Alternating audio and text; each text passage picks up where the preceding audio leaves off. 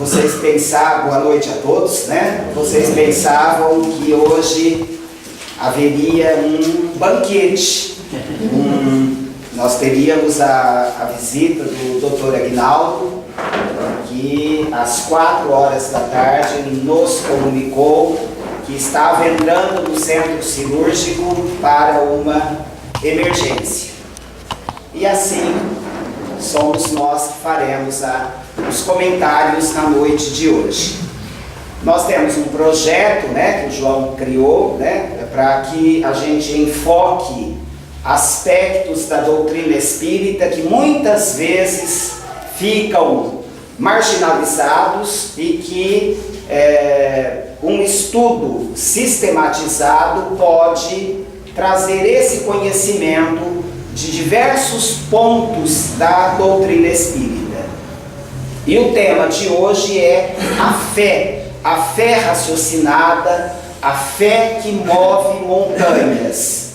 No capítulo 19, né, de O Evangelho segundo o Espiritismo, nós temos justamente esse capítulo, a fé que transporta montanhas.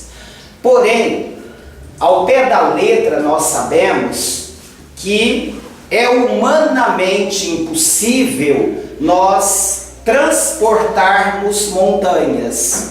Nunca vimos ninguém, através do poder da fé, remover uma montanha tal qual nós a entendemos, de um local para o outro.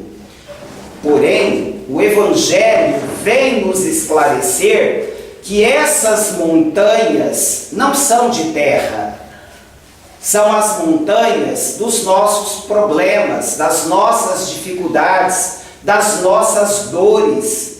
São os problemas relacionados à cegueira do fanatismo, o egoísmo, as paixões orgulhosas, a má vontade. Então, através da fé, nós podemos sim remover todas essas montanhas, todas essas barreiras que atravancam o nosso caminho, a nossa marcha. Então, o Evangelho nos esclarece sobre as montanhas mencionadas no capítulo 19, né? Raul Teixeira, ele também nos fala da fé raciocinada, ao contrário da fé cega. O que é a fé cega? É aquela que nos é imposta. Por exemplo, você deve acreditar em Deus. Muitas vezes nós pais até fazemos isso. Você tem que acreditar em Deus. Mas por que eu tenho que acreditar em Deus? Porque você tem que acreditar.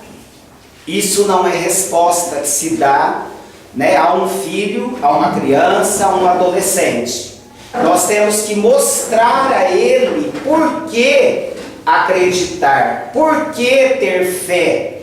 Mas de que forma nós podemos mostrar aos nossos jovens, às nossas crianças, o que é ter fé em Deus? O Livro dos Espíritos, na questão número 1, está lá: que é Deus? E não quem é Deus. Porque quando se pergunta quem é Deus, nós podemos ter a ideia de um homem. E Deus não é um homem. Deus é uma inteligência. Porque a resposta é muito clara. Deus é a causa primária de todas as coisas. Inteligência máxima. Causa primária de todas as coisas. E aí nós podemos mostrar à criança, ao jovem, quem criou, ou qual o cientista, qual o ser humano que poderia criar uma flor, criar o ar que nós respiramos, criar os animais, a vida, o universo. É a questão número 4. de O Livro dos Espíritos. Como encontrar provas da existência de Deus? Em um axioma que nós aplicamos às nossas ciências: não há efeito sem causa. O universo é efeito. Existe uma causa, o Criador. Nada pode surgir do acaso. O acaso não cria coisa alguma. O acaso não existe. Se nós atribuirmos ao acaso o surgimento do universo, da vida, é preciso admitir que esse acaso, essa força cega, seria mais inteligente que o homem, muito mais inteligente que o homem, porque criou essa imensidão, essa beleza diante dos nossos olhos. Aliás, criou a vida, que somos nós, os animais, as plantas. Como que esse acaso, essa força cega, que aliás não existe o acaso, tudo tem uma causa, tudo tem um motivo, o que origina, o que promove o surgimento de algo. Então não existe a casualidade. Casualidade, acaso. Existe sim causalidade. Muito diferente. Causalidade, causa. Deus é a causa primeira de tudo. Ele é o criador de tudo. E aí, Raul Teixeira, em um comentário belíssimo que ele faz na internet, ele nos mostra o seguinte: a própria vida, nós, humanos, quando pensamos de que forma nós podemos manter a vida, através da alimentação, através da respiração, que ocorre naturalmente, né? Nós não precisamos pensar para respirar. Quando nós ingerimos o alimento, nós não precisamos pensar na digestão que se processa em nosso organismo. Ela ocorre de uma forma automática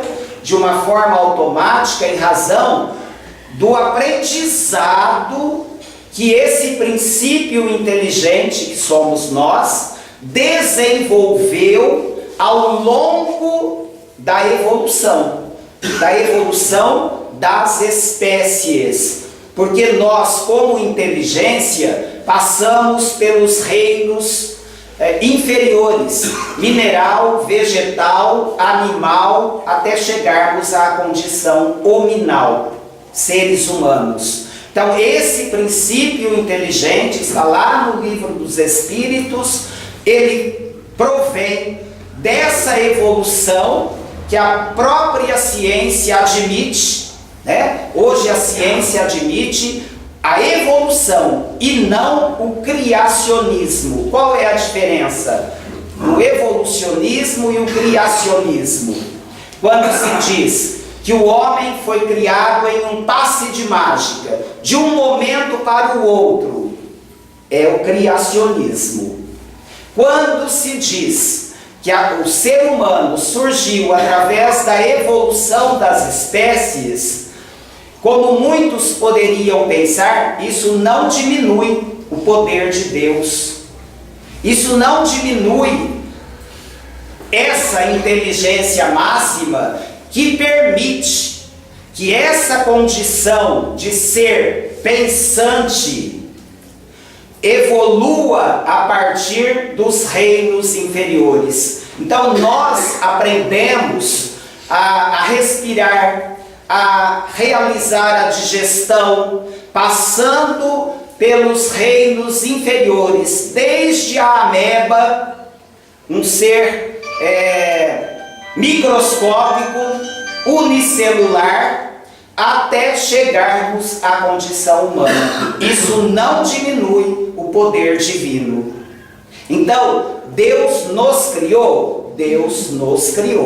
Como Ele criou tudo que existe. Ele é a causa primária, primeira. Ele é a origem de tudo o que existe. Aí nós poderíamos dizer assim: mas eu me alimento para sobreviver. Se eu não me alimentasse, eu morreria. Sim, mas quem criou o alimento? Quem criou a vida? Quem nos oferece essas condições? O ar, o alimento, tudo o que nós necessitamos para que a vida surja. O homem planta. Sim, o homem planta. Mas e a semente? Como ela surgiu? E assim, se nós remontarmos às causas primeiras, nós vamos perceber que aquilo que nós fazemos, aquilo que é obra humana, aquilo que o homem imagina criar, na verdade ele está apenas transformando, porque a matéria-prima foi criada por Deus. Tudo foi criado por Deus. E aí nós temos que admitir que tudo é obra do Pai, desse Ser Supremo, Criador. E essa visão fortalece a nossa fé. É a fé raciocinada, é a fé que é embasada na reflexão, na análise, no estudo. E para realizarmos esse estudo, não é preciso ser nenhum acadêmico, não é preciso ser nenhum doutor. Aliás, existem pessoas muito simples, pessoas analfabetas, que têm esse discernimento, essa visão do Criador como Ser Supremo, enquanto existem cientistas que alegam não acreditar em Deus porque a ciência não acredita nisso. O Dr. Décio Iandoli Júnior, em suas palestras, é um médico com mestrado, doutorado, pós-doutorado, professor universitário. Ele é um estudioso também da doutrina espírita. E ele nos diz o seguinte, que a ciência não diz isso, que Deus não existe. Quem fala isso são alguns falsos cientistas, alguns pseudocientistas. Por quê? Porque a ciência, ela tem que correr atrás da resposta. A ciência tem que elaborar hipóteses, através do cientista, é claro. Mas a ciência tem que buscar a hipótese, a pergunta, a dúvida, o questionamento e correr atrás da resposta, seja ela qual for. Então não é a ciência que diz Deus não existe. São alguns cientistas orgulhosos, vaidosos, que se consideram donos da verdade e afirmam com muito orgulho: Deus não existe. Mas não é a ciência que faz essa afirmação, são esses homens. Porém, muitos outros cientistas creem, muitos outros acreditam na existência de Deus.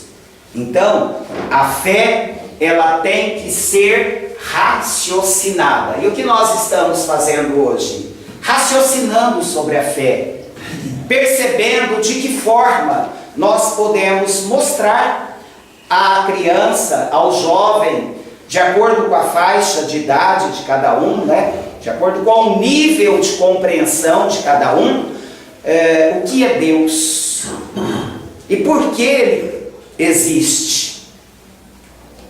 Por que nós temos que admitir a sua existência? Nós não podemos aceitar os dogmas. E isso é um dogma da própria ciência. Quando ele diz o seguinte: Deus não existe porque a ciência não acredita nisso. É um dogma. O que é o dogma? É aquilo que não se questiona. Então, esse pseudocientista, esse falso cientista, está fazendo uma afirmação de acordo com a sua visão de mundo, sem fundamentação científica. Ele não está buscando fundamento na ciência, ele está fazendo uma afirmação, não permitindo que ela seja questionada, averiguada, analisada. Mas quando a ciência, realmente, o homem ligado à ciência, tem essa visão mais ampla, tem essa visão de um todo, né? Buscando as causas primeiras de tudo que existe, ele chega à constatação simples de que Deus existe, porque a prova maior é o universo, é o que nos cerca. E ele ainda diz o seguinte, isso Raul Teixeira, não o Décio, né? O Raul nos leva a pensar sobre as flores que nós observamos em um mesmo jardim, flores que muitas vezes recebem a mesma quantidade d'água, o humus existente na terra é o mesmo, os raios solares que chegam são os mesmos, e essas flores são de coloração diferente, tamanho diferente, perfume diferente. Quem criou as propriedades de cada planta, de cada flor? O acaso? E além de tudo isso, a regularidade, a perfeição que existe no universo. Se nós pensarmos que cada astro, que cada planeta está no seu devido lugar, porque se ele não estivesse ali, se ele estivesse fora daquela órbita que ele realiza, daquele trajeto que ele percorre, porque eles estão em movimento, né? No caso do sistema solar, nós temos 8, não mais 9 como se pensava, né? Plutão hoje não é mais considerado um planeta, é um planetoide em razão do seu tamanho. Mas esses 8 planetas que giram ao redor do Sol, cada um deles tem a sua trajetória. As distâncias entre eles são as ideais para que exista a vida. O Sol está, é uma estrela, distante de nós, como ele deve estar. E assim em relação a todos os mundos, não só do nosso sistema solar, mas de todos os sistemas que existem na nossa galáxia ou fora dela. Tudo está nos seus devidos lugares. Quem calculou essas medidas? Algum cientista humano? Algum homem? Senão esse ser supremo, essa inteligência máxima, que é o Criador de tudo. Então Deus tem que existir para que nós possamos entender o mecanismo da vida, o mecanismo que rege todo o universo, as forças que governam todos os mundos, tudo de acordo com leis sábias, leis coerentes, leis matemáticas. Leis matemáticas, tudo está em seu devido lugar. Cada coisa, cada objeto, cada mundo, cada globo, tudo no lugar certo. É a prova maior da existência de uma força superior, de uma causa primeira, né? A fé cega é a fé imposta. O Décio, em uma das palestras, ele diz o seguinte, e aqui não vai nenhuma crítica, eu vou tentar justificar o que ele fala. Tem a sua formação, teve a sua formação original católica, e nós sabemos que todas as religiões que pregam o amor nos conduzem a Deus. Eu posso chegar a Deus através de uma estrada ou de outra. São diferentes caminhos. Então não nos cabe julgar. Mas ele faz um comentário quando ele tinha as primeiras aulas de catecismo, e isso há bastante tempo.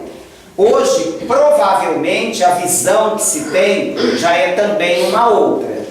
Ou essa professora do seu catecismo não estaria devidamente preparada, porque ele perguntava a ela: mas por que eu tenho que acreditar em Deus? Por que? Ela dizia: acredite, não pergunte, você tem que acreditar, e se não acreditar vai para o inferno.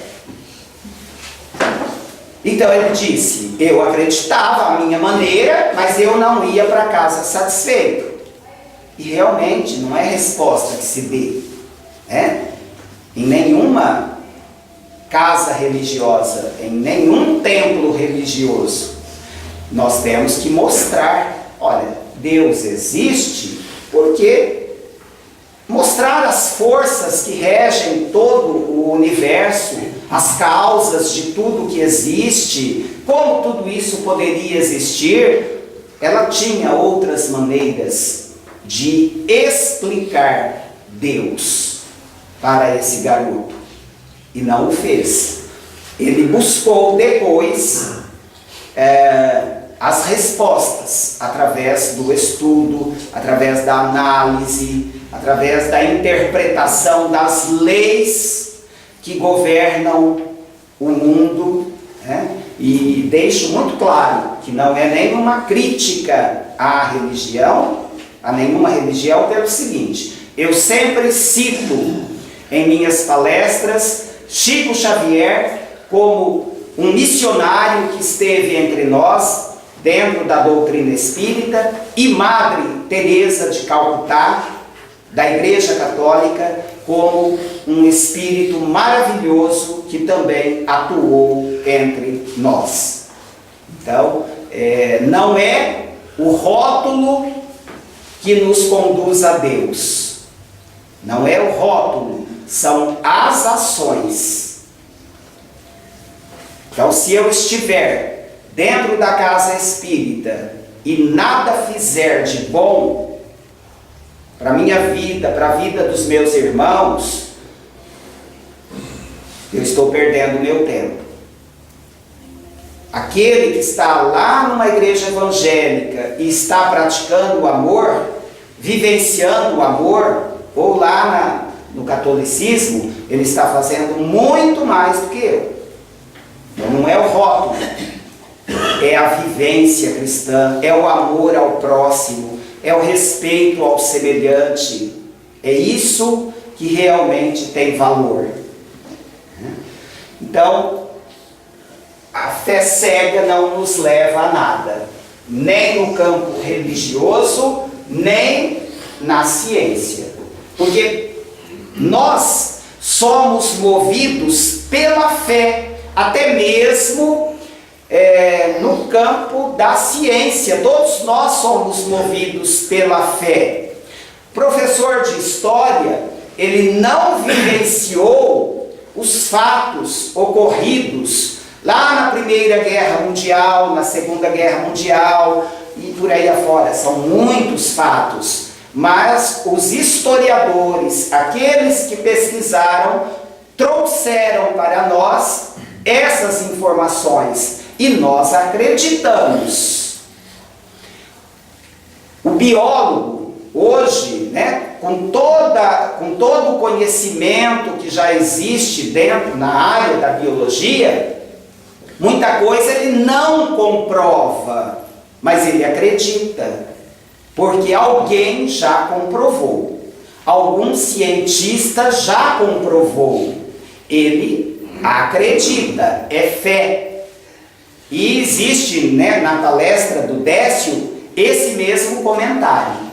Nós acreditamos em muito daquilo que a ciência nos traz, porque alguém pesquisou, alguém descobriu, nós estudamos, mas a fonte não somos nós. Foi o cientista que fez a descoberta. Então nós todos somos movidos pela fé, mas essa fé não é também cega. A fé, porque nós sabemos que tal cientista fez a pesquisa de tal forma, em tal laboratório, e aí nós buscamos a causa, que não é a causa primeira. A causa primeira é Deus. A causa primeira é Deus. Porque se a gente perguntar, quem fez, quem construiu esse templo, essa casa? Há muito tempo, um pedreiro, alguém fez uma planta, algumas pessoas trabalharam, prepararam a massa e foi construída, é verdade. Porém, nós sabemos que Deus é a causa primeira, porque aquele material que foi usado, ele foi criado por Deus. O homem pode ter transformado, né? Criou o cimento, a cal e por aí afora. Mas e a matéria-prima para dar origem a tudo isso? Quem criou? Aliás, nem seria o quem criou. O que criou tudo isso? Essa inteligência, Deus. Foi Deus que criou. Nós vamos transformando. Isso é ter fé. Fé embasada, fé raciocinada, refletida, analisada. Deixa eu ver se tem mais algum ponto que a gente poderia comentar. E a gente logo finaliza. Vamos lá.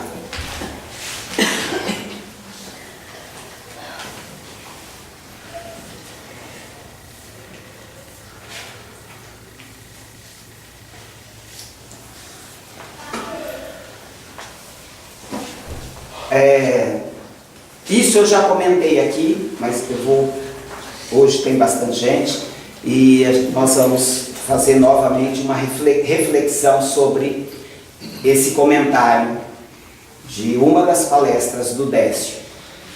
Quando o livro Evolução em Dois Mundos foi escrito, psicografia do Chico Xavier, é um livro que tem muitos pontos, muitos aspectos biológicos, químicos, biológicos, e um conhecimento que requer embasamento profundo de biologia para que a gente possa entender esse livro. Eu já li, reli, e eu diria que compreendi 10, 15% do livro. Tal o nível em que as questões são abordadas. Quando esse livro foi lançado, e quem o escreveu? Chico Xavier, logicamente, ele psicografou. O espírito, André Luiz. Chico só tinha a 4ª série, o antigo primário. Ele só cursou 4 anos de escola, só frequentou a escola 4 anos. E o que se aborda ali é de uma complexidade muito grande. Mas quando ele ia lançar esse livro, uma equipe de professores, de médicos da USP procurou o Chico. Olha, nós já lemos o esboço, nós já analisamos e nós lhe pedimos que não lance esse livro, porque ele contém muitos erros. E o Chico humildemente respondeu aos doutores da USP. Isso há mais de 60 anos, quando o livro foi lançado. olha, o André Luiz está aqui e ele pede desculpas, mas são vocês que estão errados. O livro deve ser lançado. Bom, o livro foi lançado e aquelas verdades, né, até então consideradas, hoje já estão sendo colocadas em xeque. Por quê? Vocês se lembram que a mídia noticiou, mostrou, comentou sobre o projeto Genoma há algum tempo, o estudo dos genes, né? Dos genes. Muitas verdades do passado foram derrubadas com essa pesquisa. Muito daquilo em que se acreditava como verdade na área da ciência foi derrubado. Outras verdades vieram, verdades que já estão muito mais próximas daquilo que André Luiz trouxe no livro Evolução em Dois Mundos. Olhem como é interessante. O mundo espiritual trouxe a verdade antes que a ciência fizesse a comprovação. Porque nós sabemos disso. Quantas verdades a ciência admite e depois, com novas pesquisas, descobre-se que aquilo não era a verdade, né? Acreditava-se, por exemplo, na biologia, né, que o comando da célula estaria totalmente no núcleo da célula. E André Luiz trouxe que esse comando estaria no citoplasma, que é uma outra parte da célula que forma todos os seres vivos, né? A célula forma os seres vivos. E o projeto Genoma veio comprovar isso. E André Luiz já falava há mais de 60 anos. Então, olhem como, para ter fé, é preciso ter o conhecimento. Isso nos leva a ter fé. Porque se Chico, que só tinha 4 anos de curso primário, pôde nos trazer tantas informações que eram ainda desconhecidas pela ciência, e olhem como isso derruba um outro mito. Aqueles que não acreditavam ou não acreditam na doutrina espírita, quando a gente aborda, mas como Chico, com 4 anos de estudo, como é que ele pôde trazer tantas coisas difíceis no campo da história, da biologia? E essas pessoas diziam assim: ah, ele lê muito, ele é inteligente, ele lê muito, mas não são os espíritos, não. Só que isso não estava em livros, porque se foi comprovado agora, com o projeto Genoma, não estava em livros. Então já derruba a ideia de que Chico conhecia muito porque lia bastante. Mas isso não estava ainda comprovado pela ciência. Está aí mais uma razão para que nós acreditemos em Deus, na existência do Espírito, na continuidade da vida após a morte, na certeza de que quando partirmos daqui para o outro andar, né, nós reencontraremos os nossos entes queridos, eles não estão mortos, a vida prossegue, e por essa razão nós temos que vivenciar o amor, que é o que nos conduz verdadeiramente ao Pai. É essa mensagem que nós tínhamos para a noite de hoje, né? E espero ter correspondido em razão do arroz com feijão que foi na noite de hoje, e o Dr. Aguinaldo estará marcando para nós uma outra palestra. Ele pediu muitas desculpas, viu? E realmente E se nós fizermos uma análise, salvar uma vida numa cirurgia de emergência é o que ele deveria mesmo ter feito, né? E outros cobririam a sua falta. Muita paz a todos nós e que Jesus nos abençoe.